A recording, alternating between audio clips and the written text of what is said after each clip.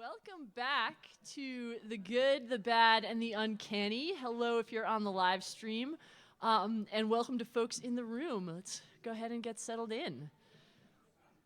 As always, plenty of seats in the front. That hasn't changed since we were last together.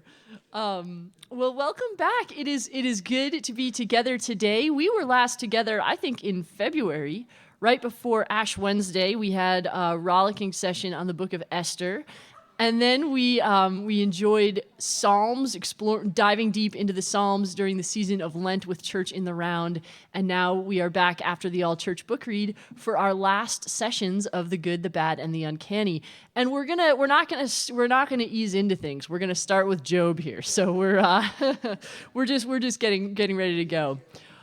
We got a couple of announcements this morning. It is worth live streaming the social justice forum after this. We have somebody here to talk with us about forever chemicals. These are very timely. You've heard about this in the news, so just wanted to let you all know what was going on across the hall so that you can check that out on the recording.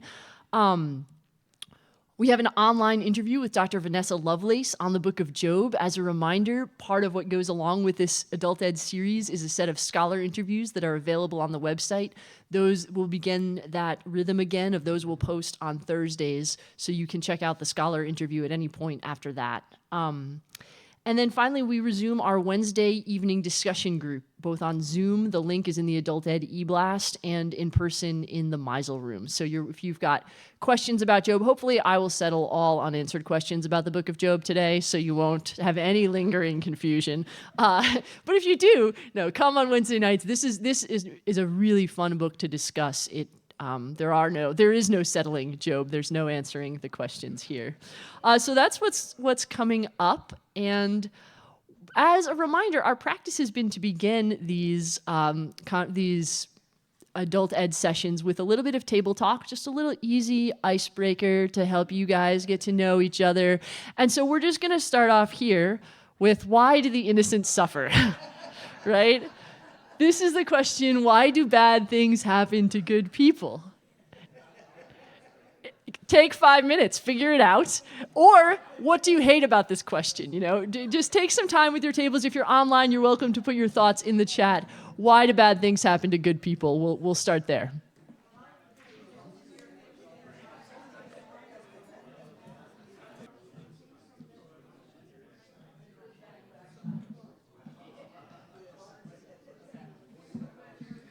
Okay, that should have been enough time to answer this question. I will draw folks back. Any insights from the tables? Any comments that you'd like to share with the group? Yes, Sheila. Can we get a mic to Sheila? Does anybody from the Adult Ed Council? Oh, Rocky, would you mind getting the mic to Sheila? Thank you. We all suffer.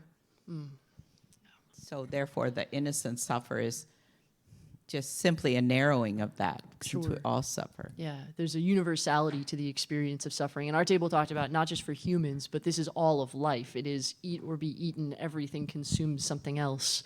Yeah, other thoughts? Yeah, Matt. So something that came in online in the discussion is about how at the base of this question is another question about whether God is in charge of every aspect of life. Yeah. And why do we presume that? Yeah. Is God around? Is random? Yeah. Or is God occupied with every little? Yeah. Right. Yeah. Is God responsible for this? Is this something that is under God's jurisdiction or not? I mean, there's a sort of, this is the classic problem of theodicy. I wrote it on the board so you would know I wasn't saying the Odyssey. Theodicy is a word for this question of why the innocent suffer, and it's usually, if God is all powerful and all knowing and all good, then why does evil exist? Why do the innocent suffer? Why do bad things happen to good people? And there are assumptions laden into that, such as this is under God's purview. God has either the power or the concern or the capacity for this. Yeah, other thoughts? Okay. I talked about this a little bit at the, we had a session with Susan Beaumont, a consultant, earlier this week about transition. And one of the elders there said, I love the questions that the book of Job raises. I hate the ways that people try to answer them, or sort of the experience of making meaning out of somebody else's suffering. And that is one of the dynamics that we're going to see in this book, is people trying to impose a meaning on the suffering of someone else. So there is, even if it doesn't give us a satisfying theological answer, there is at least a satisfying practical component of how to be present to somebody else who's in the experience of suffering. Okay, I'm going to show you something else that should ring a bell, should look familiar. This is Matt's famous slide, beautiful timeline. I think by the end of February, we were even more complex than this. And then I'm going to say we're going to ignore it, because when was Job written? Who knows, right? Job, we think somewhere between the 7th and the 4th centuries BCE, but unlike the books that we have been studying pretty much up to this point, it's very difficult to locate the book of Job, both in terms of when is it composed and what is it meant to be about. That is outside of the context. This character is not an Israelite. He's from the land of Uz, which may be in Edom or maybe somewhere else, and he is not part of the covenant. We don't have references to God's covenant with Moses at Sinai. We don't have references to Abraham and Isaac and Jacob. We don't have references to the land of Israel, to the period of exile. This is a book that kind of arrives into the canon out of who knows where, and that's going to be an interesting aspect of understanding this book. And its canonical status has not really been. It got into the canon relatively early. It shows up in the Dead Sea Scrolls.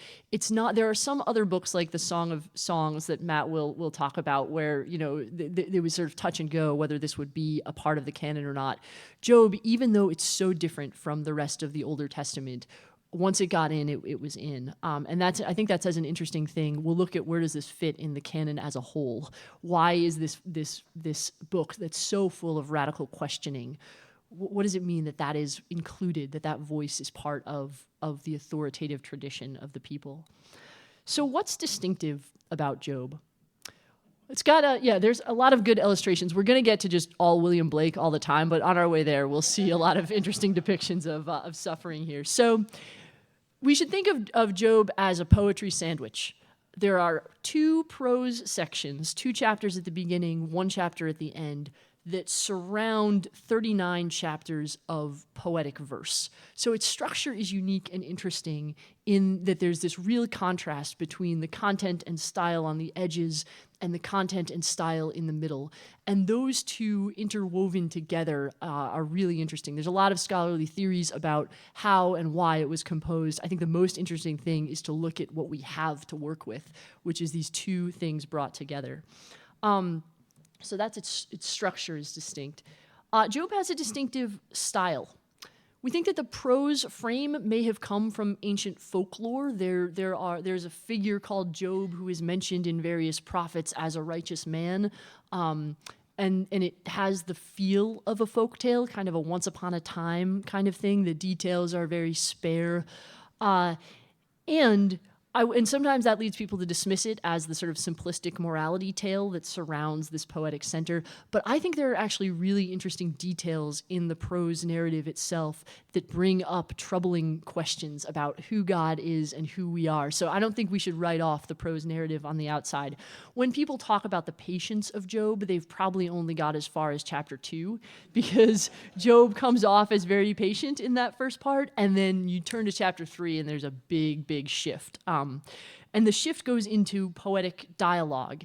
There is an ancient analog to this. There's a text called the Babylonian Theodicy, and that is a 27-chapter dialogue in verse between a sufferer and a friend. And the sufferer is protesting against the injustice of his suffering, and the friend is trying to defend a sort of rationally ordered, just universe. So that dialogue, there is a sort of analog in sort of relatively contemporary ancient Near Eastern literature, but that doesn't contain some of the elements that the Book of Job contains, like the voice of God coming in the whirlwind, or some of its elements of a hymn to wisdom, wisdom or creation, and there's no narrative frame around that. So we're really dealing with something stylistically unique in Job. The context, we've talked about this a little bit already, unspecified ancient time, no reference to covenant, not a lot of the traditional markers that we saw both in the Torah and the prophets. And as we get further into wisdom literature, we will see there's less of that connection to the rest of the corpus. There are in here references to Psalms. We're even going to see a parody of a Psalm in here, so it's kind of nice to get this right after we just did a lot of Psalms in Church in the Round.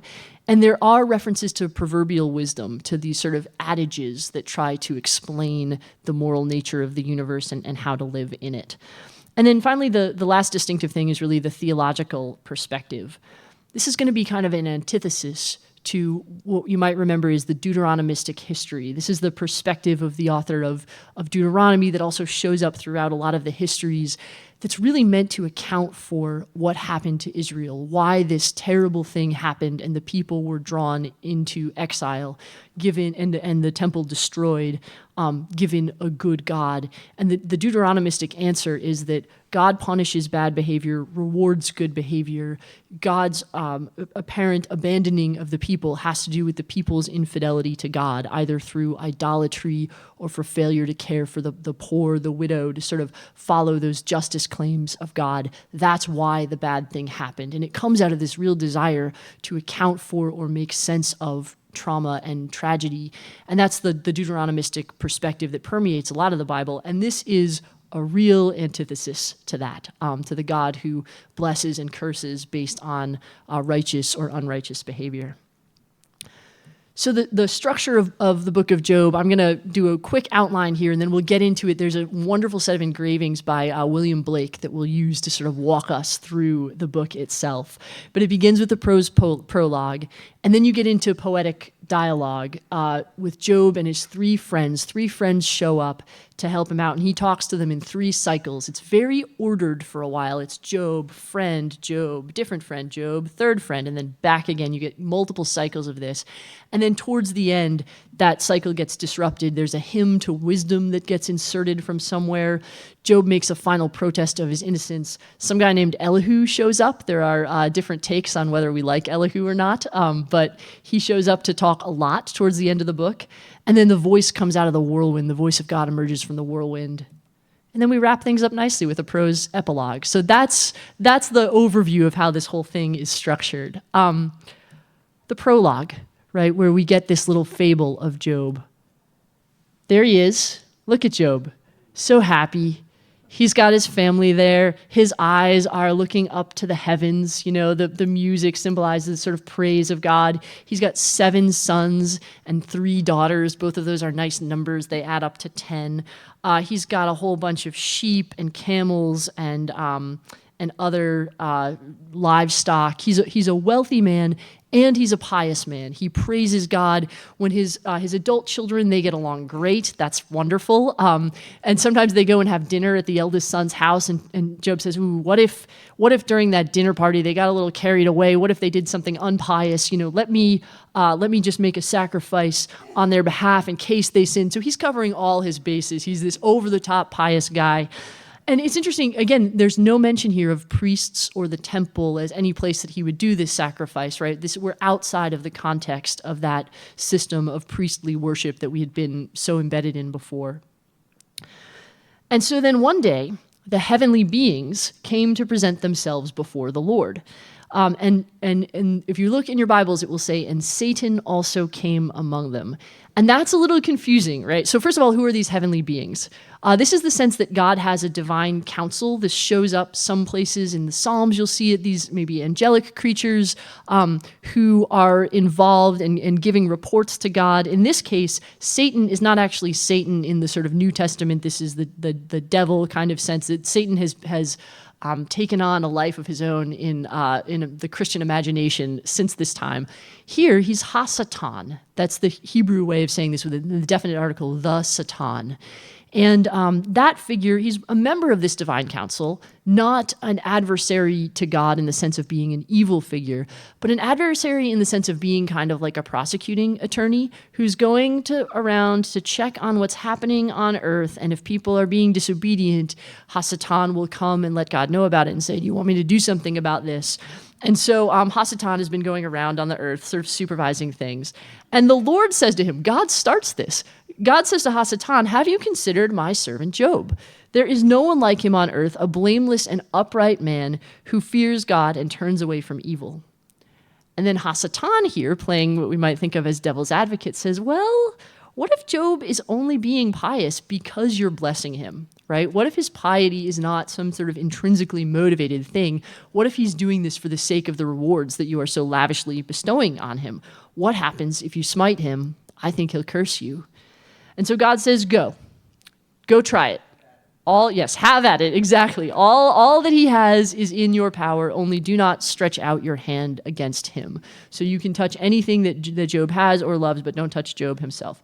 So Hasatan goes and does it, destroying Job's livestock, causing the house to crash on top of Job's children, killing Job's children.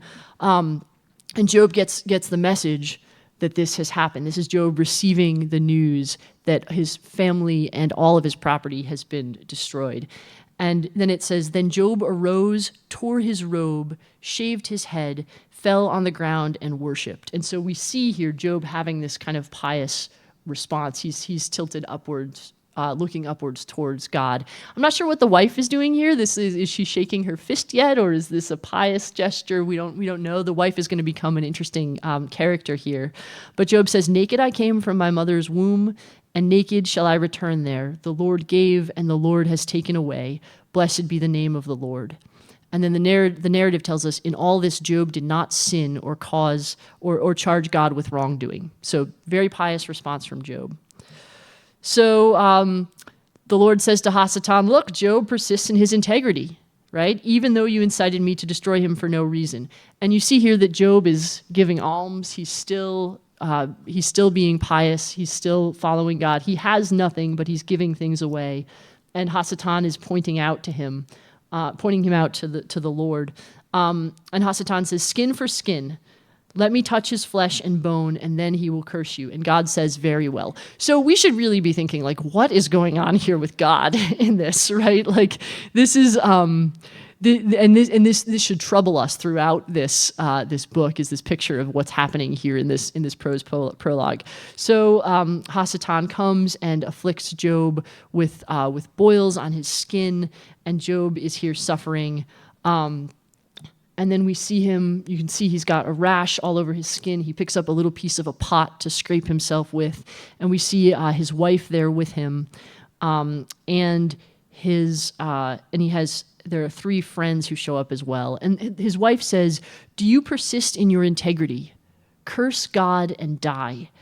But Job says, foolish woman, shall we receive good at the hands of God, and shall we not receive evil? In all this, Job did not sin with his lips. Now, a couple of things to note here, right? The wife, I mean, in a couple of chapters, Job himself is going to say, exactly what the wife is saying. So I'm always a little miffed when he rebukes her here and then turns around and kind of does the same thing.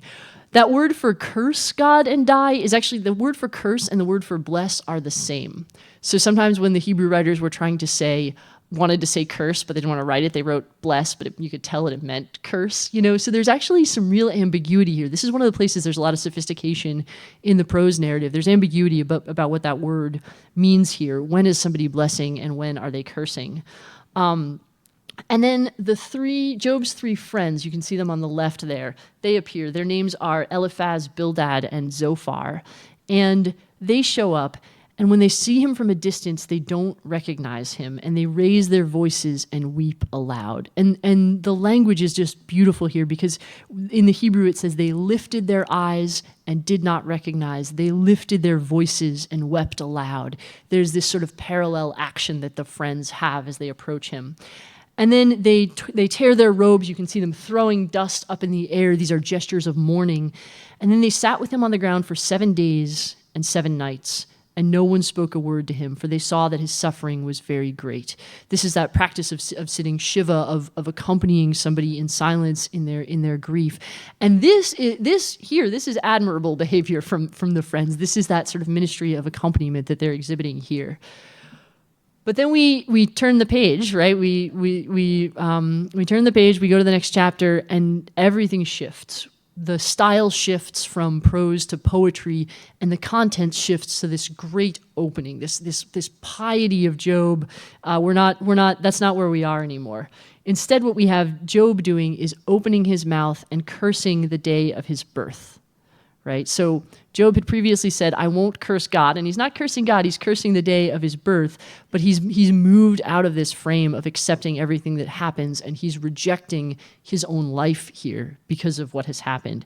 He says, let the day perish on which I was born, and the night that said, a man-child is conceived.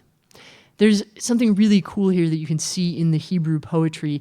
It functions by way of intensification. We talked some in the Psalms, and I think Wendy, when we were working with Wendy, we shared some of this about there's this doubling effect in Hebrew poetry. So you'll get a sentiment expressed one way and then sort of repeated, but as you can see, it's repeated with intensification. So not just cursing the day of my birth, we got to go 9 months back in the past and curse the night of my conception as well, right? This is this double cursing here.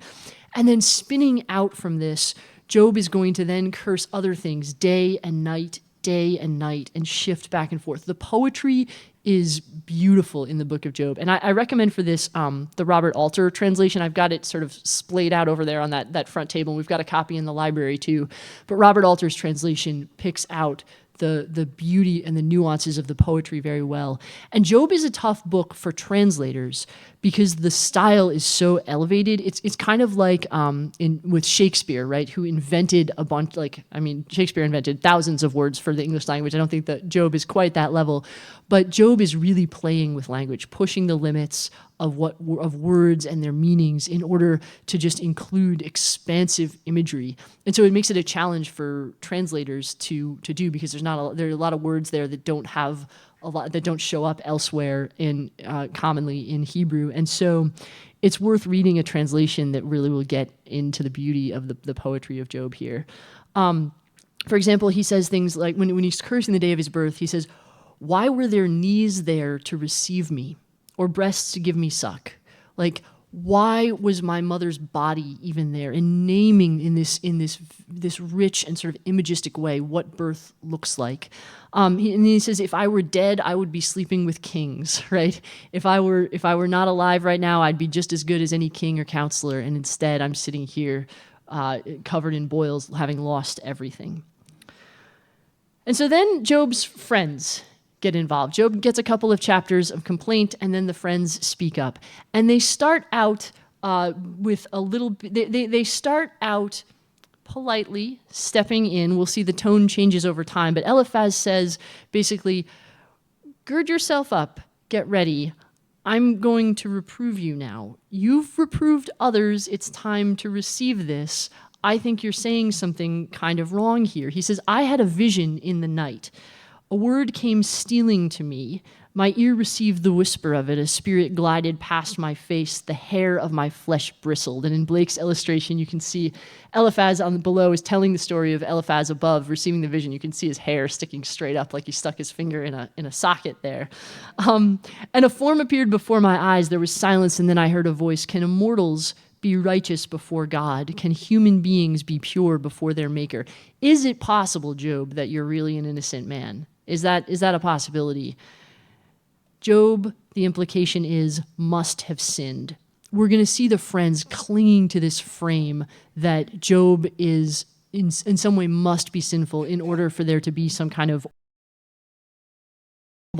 receive the same. So this could be pulled straight from the book of Proverbs, this simplistic idea that you're rewarded for righteous behavior and punished for bad behavior. And then he tells Job not to spurn God's reproof. He says, how happy is the one whom God reproves, right? Therefore, do not despise the discipline of the Almighty, for he wounds, but he binds up, he strikes, but his hands heal. Has anybody gotten God can't give you more than you can handle, right? It's this, there's something so recognizably human in this experience of receiving somebody else explaining away your suffering.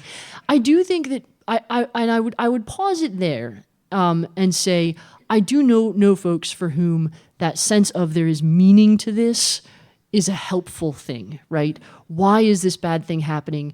The idea that there is some order to it, even if it's an order that involves punishment from God for unrighteous behavior, the presence of meaning is more helpful than the sort of absence of meaning or the absence of God who could meaningfully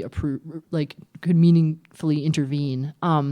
So I would never go so far as to pull this theology away from somebody else who is using it to explain their suffering, especially when they're in the middle of it and going through it. But I do think part of what we need to do is provide other alternative visions for this. And that is in some ways what the book of Job is doing in our canon, is questioning this understanding of the universe. Job starts by just saying, I wish that God would grant my request and crush me and be done with me, right? I wish that God would crush me like an ant underfoot. So he's complaining here against God, and he's wishing to die. And then he says, my companions are treacherous like a torrent bed. He's complaining about his friends here. And he talks about them like a wadi, like a torrent bed. This is a stream that appears and then dries up. Very common in the desert in the ancient Near East. And it can be depended upon for water in a certain season, and then it goes away.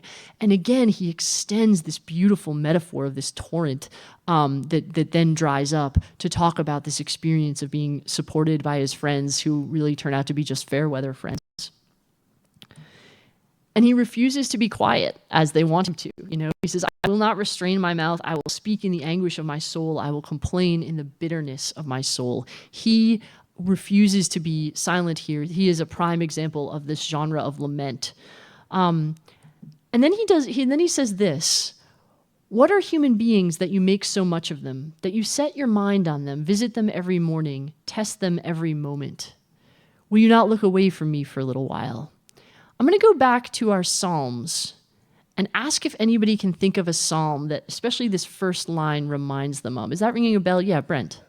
What are humans that God should be mindful of us? Yes. When I look at the heavens, the work of your fingers, like what are human beings that you should be mindful of us? That is Psalm 8.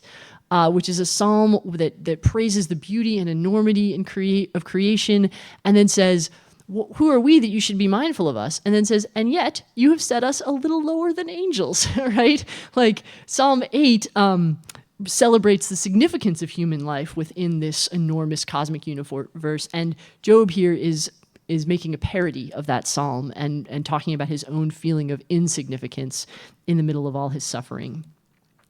So he brings, so then he gets another friend speaks up. This is the second friend, Bildad, and says, would God pervert justice? Are you saying that God would mess with the moral order?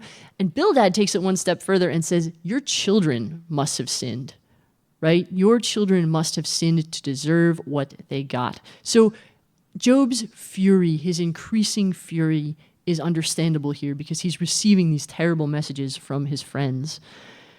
And so Job says no, he rejects this. Sometimes one of the things that I admire about the character of Job is that he will stand firm in his feelings and his sense of his own righteousness. None of them knows what's happened in heaven. None of them was privy to the why of any of this. But Job stands up for his own righteousness and that of his children. And what he wants to do is bring a lawsuit against God. This is called a reeve, and we saw this in some of the prophets. Sometimes God would say, I have a case against you, Israel, for how you are treating the poor, for going after idols. God would use, in the words of the prophets, a lawsuit metaphor to talk about this legal intervention. And here Job takes that and he flips it on his head and says, I want my day of court with God. But of course, what would that even look like, right? In what forum could that be decided? How could God be if God is the defendant, then who would the judge be? And so Job is also complaining about not just the injustice that he's experienced, but the injustice of a system that doesn't allow him to make a case, that doesn't grant him a forum to make a case against God. And this is when I was in law school, there was a class called the Book of Job and Injustice and Humanity. And I think there's a ladder because we don't hear about Job being embedded in this contractual relationship, but yet Job still feels that God has this obligation to him to uphold this moral order of the universe. So we get another friend. We get Zophar, who just comes in. Eliphaz, sort of tiptoed his way in to say, he did this sort of shot across the bow of you're going to get a reproof. Okay, here's the reproof. Zophar just says, should a multitude of words go unanswered, and should one full of talk be vindicated? Should your babble put others to silence, and when you mock, shall no one shame you? Right? So Zophar just comes in and lets Job have it.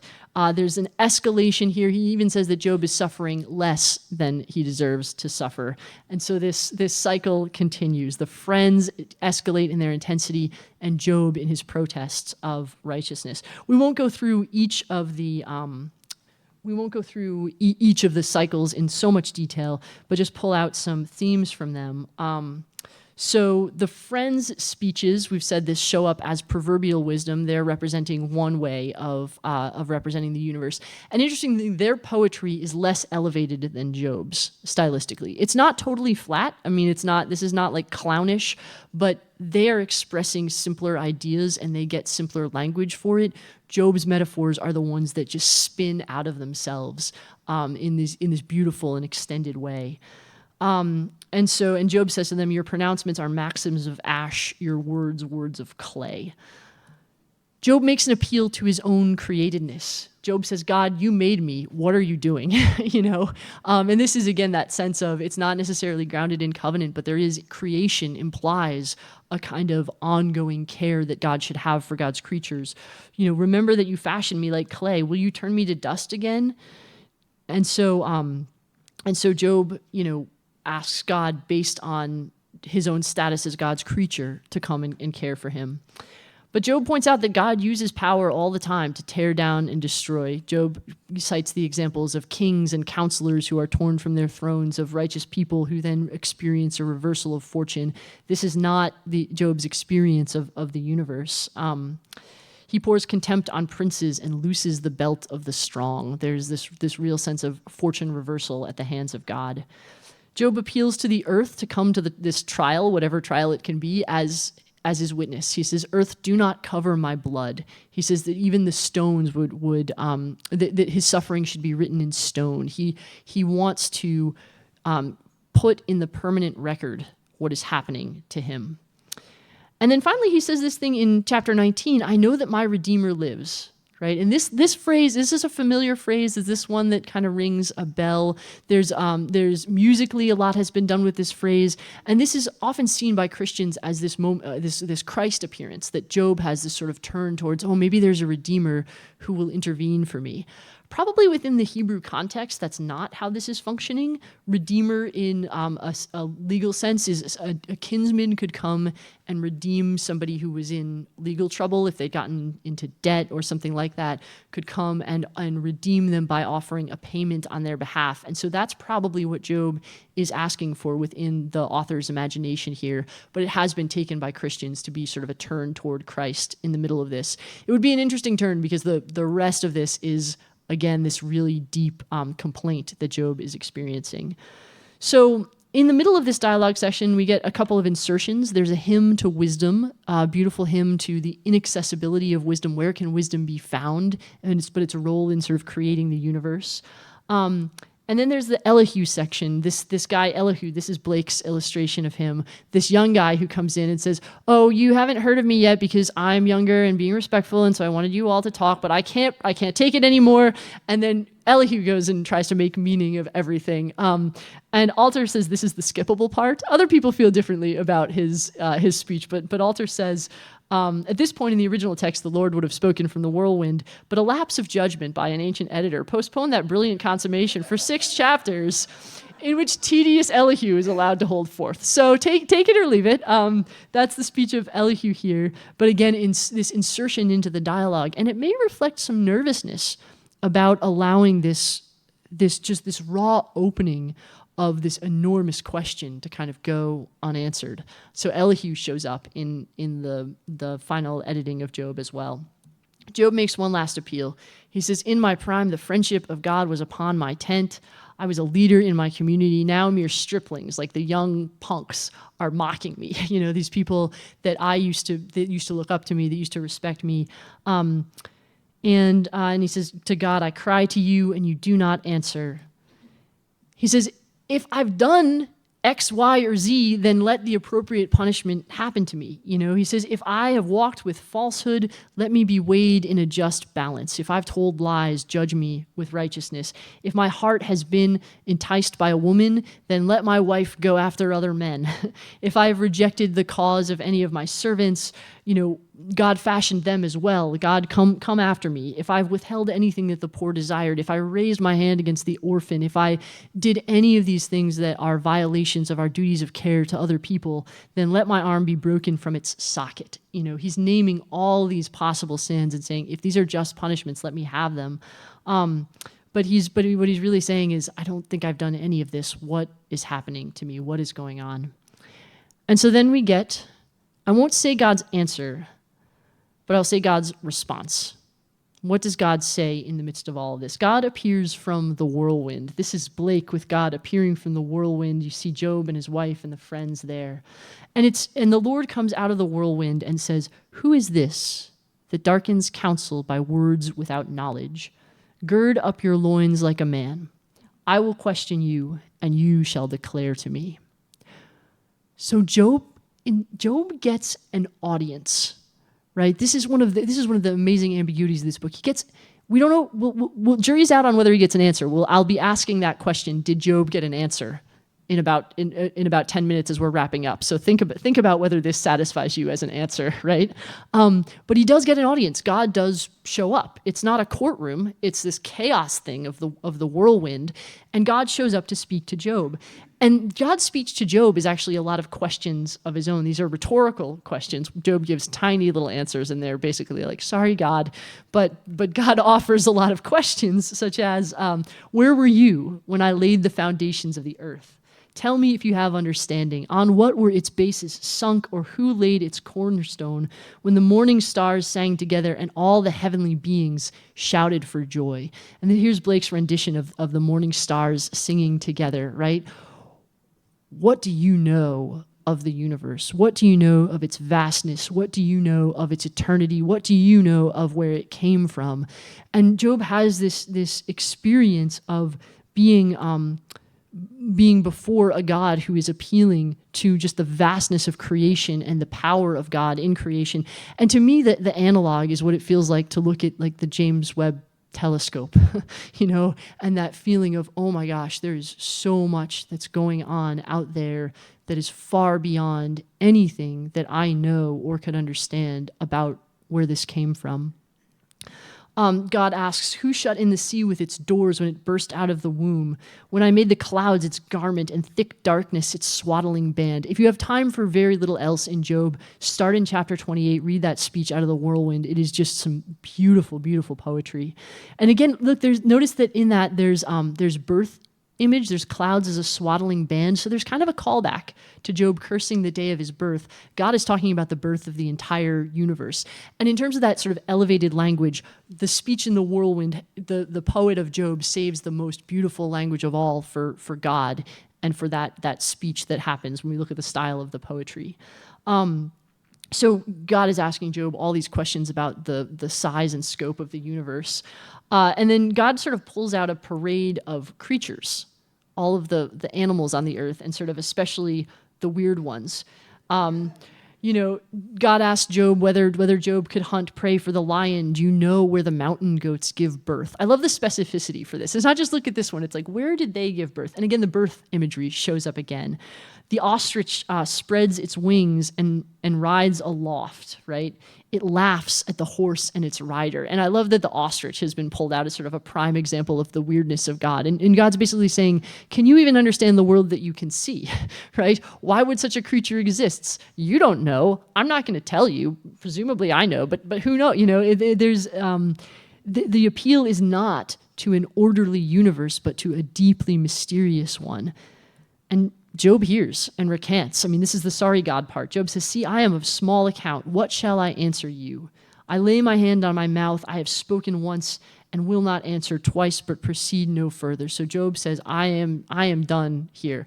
But God is not done. God has other things to say to Job. And God goes on to talk about two specific beasts in particular. God's been talking so far about lion, ostrich, horse, mountain goat. But now God talks about these creatures, behemoth and leviathan. God says, gird up your loins like a man. I will question you and you declare to me. And then he says, look at behemoth, which I made just as I made you. This is this mythical land creature, and Leviathan is this mythical sea dragon creature. And he asks whether Job has any knowledge or ability to control this. Could you put Leviathan on a leash as a present for your girls? God asks him, obviously not, right? But these are not just wonderful creatures. They're also sort of terrible and terrifying creatures too. And part of the message that we get here is not that the universe is a pretty, Edenic, lovely place, but a scary one, that there's beauty and terror in it at the same time. We talked about this a little bit at our table at the outset, of the world is full of violence that has nothing to do with human beings. Humans might be the only ones who could be considered morally accountable, but humans are not the only creatures to suffer. That exists everywhere in the universe. And I don't think God provides a satisfying answer as to why, but God does point out that does exist far beyond human scope.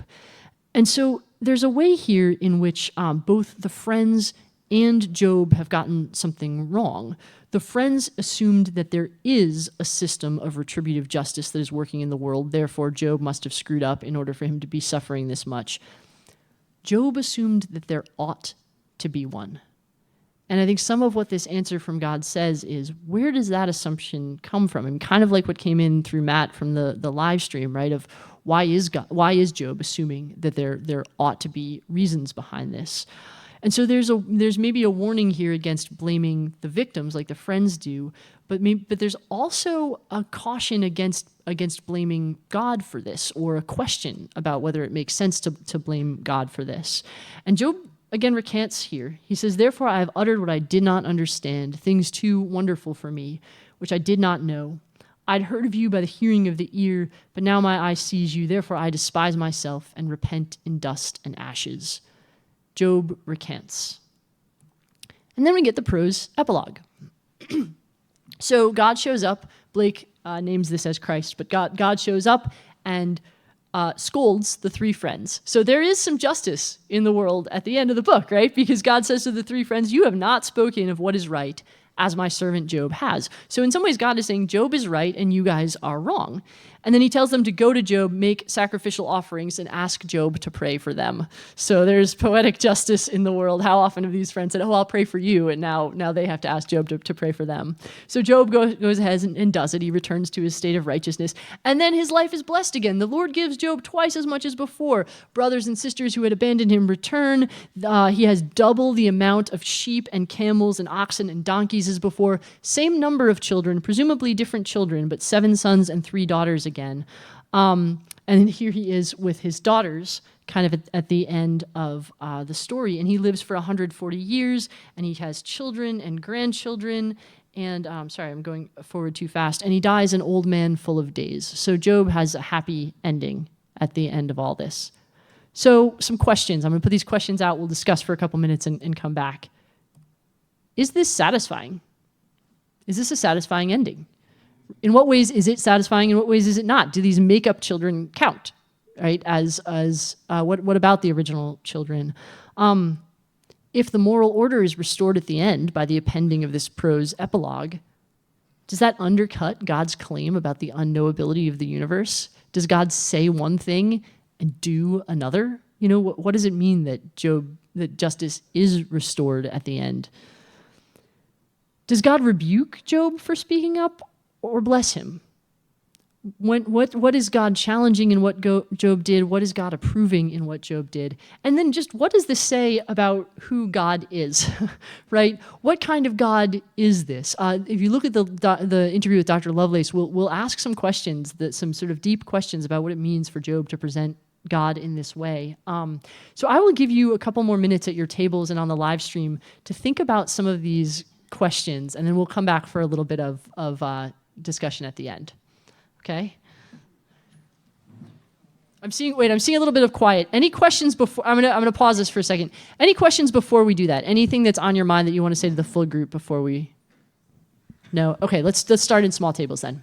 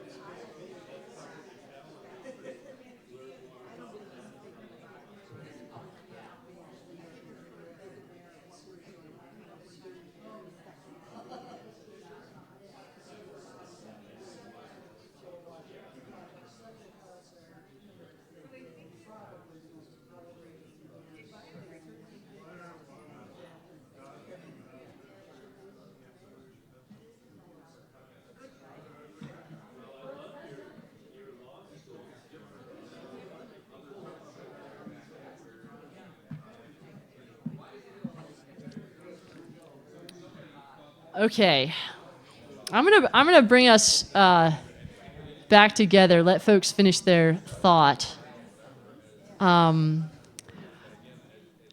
So I'm curious, at your tables, where did you find yourselves landing on some of these questions? In favor of the questions. That's a good way to end. That's a good place to be with Job. Yeah, I see Brent up here. Yeah. Let's go to you, Mike. Yeah. The question that we sort of we're wrestling with is, does the, nice, pleasant ending, does that help or hurt our understanding of the book? Yeah. Would the book have been more meaningful if it had stopped after the whirlwind? Right. Yeah. What does it mean to have that appended? Yeah. Song, go ahead. Yeah, so our Tuesday night Bible study group studied this recently, and they were surprised when I said Job is my favorite book of the Bible. Oh, okay. For a lot of reasons, but the ending always bothered me. Okay. It feels like, when you take a movie and you take it to a focus group and they're like, oh, that ending is too sad, and they like quickly change it. It feels so abrupt, and it feels, like it doesn't belong there. Yeah. Yeah. Who was saying this? Matt, were you talking about the Shawshank Redemption? No, somebody was telling about the Shawshank Redemption, how they added an ending because of the focus group, because it needed a happy ending. And Song, I totally agree with you on that. Yeah. Billy, go ahead. One of the things that I read a book by Stephen Mitchell called The Book of Job, and it was a really interesting elucidation of it, translation of the Book of Job. But he, in his preface to it, he talked about how it was an ancient story that had been broken apart. You had at one time the first part of it and the last part of it were told together, Right. and it was a very straightforward. Job stays faithful to God, and he's always pious, and so everything is restored, and so the universe works the way that you're supposed to think about Right. it. But the story was broken apart, and then that the poetry section was put in, which of course is huge and expresses all of the anguish, and in a way. At our table, we were talking about how it ends up being that both the blessings that he receives and the curses and the restoration all are kind of capricious. There's a kind of a capriciousness to all of it. Yeah. And that middle section is to bring to mind why the incomprehensibility of the holy, perhaps. Yeah. Yeah, no, I think that question of capriciousness is an important one. Is there order, or is this, or capriciousness? I recently learned that capricious comes from the word for goat, like Capricorn, and it's like hopping around like a goat, like arbitrary, just crazy hopping. That's how I think of that word. But is that what is happening in the universe, or is there a narrative thread that works here? Yeah. Other thoughts or comments? I'm going to lob a new question out there. Anybody want to speak for the prose ending? Anybody think that adds to the story? Yeah, I see. No, I'm going to get it. It's Paula. Yeah, very good. Or, what's that? Your memory is unbelievable. No. I just felt like that ending sort of frees you up from the emotional exhaustion of the story to some degree. Yep. And then you can, instead of being left there, then you can come back and look at the story. Yeah. You can go on with the rest of your day after you finish the book. Yeah. No, that's actually an important part, because it does break apart the universe. Can you continue to live in it? And the ending helps with that. Any other thoughts on the ending? Yeah, yes, I see a comment over here, and tell me your name again. I'm sorry. Margie, yes. Margie Dennis. Margie Dennis. Right? Oh my gosh. Okay. You are amazing. I can't do this with everybody. This is. I just don't think that, it was great to have that relief. Like, okay, now everything's okay. But that isn't reality. So that bothered me. Yeah. It was like a little fake thing that, we'll have to fix it because people can't handle it unless we make it better. Right, yeah, and we'll see other books that sort of fix it at the end. When we get, Matt will do Kohelet next time. Bye, Matt. He's our preacher for the day. The Ecclesiastes has a little pious ending tacked on. There are books that do this. The one thing that I like about that is an effect of having the prose ending at the end is that in some ways it blesses and rewards not just the prose prologue, but also you could interpret it as blessing what comes in the middle, right? So that Job's complaint is not an aberration from his righteousness, but a component of that righteousness, right? That part of what God is rewarding is not just Job doing the right thing, but Job staying in relationship, even in anger and hurt and betrayal and all these things that Job hurls at God. Job doesn't stop talking to God in this. And to me, in some ways, having that prose epilogue at the end blesses that behavior too.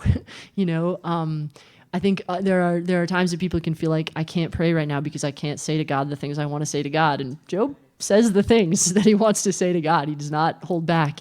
And that gets, in that reading, that does get blessed at the end by that reward coming in. But again, it's a rewards-based system. So I think it gets undercut. Yeah, Rocky, please.